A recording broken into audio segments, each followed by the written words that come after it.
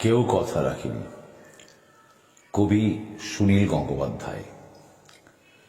কেউ কথা রাখেনি।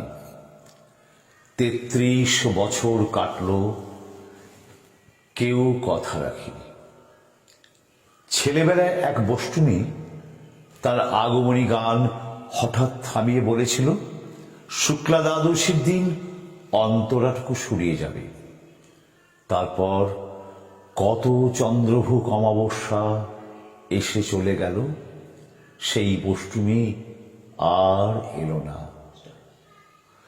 ২৫ বছর প্রতীক্ষায় আছি। মামাবাড়ি মাঝি নাদের আলী বলেছিল, বড় হও দাদা ঠাকুর, তোমাকে আমি ৩ প্রহরের বিল দেখাতে নিয়ে যাব। সেখানে পদ্ম ফুলের মাথায় সাপ আর ভ্রমর খেলা করে। নাদের আলী, আমি আর কত বড় হব?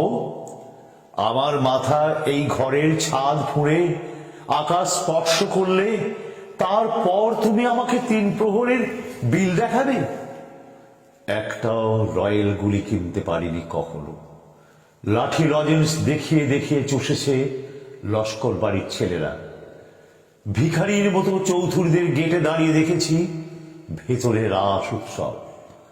অবিরল রঙের ধারার মধ্যে সুবর্ণ কঙ্কন পরা ফর্সা রমণীরা কত রকম আমোদে হেসেছে। আমার দিকে তারা ফিরেও চায়নি। বাবা আমার কাজ ছুঁয়ে বলেছিলেন, দেখিস একদিন আমরাও। বাবা এখন অন্ধ।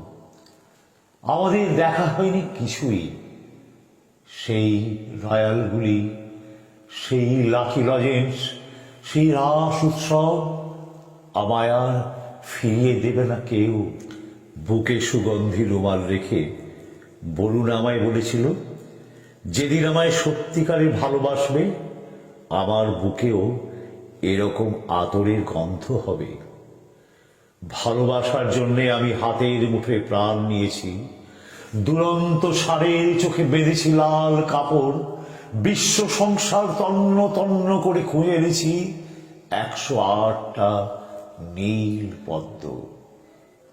তবু কথা রাখেনি কন্যা। এখন তার বুকে শুধুই মাংসের গন্ধ। এখনো সে যে কোনো নারী। কেউ কথা রাখেনি। ৩৩ বছর কাটল, কেউ কথা রাখে না।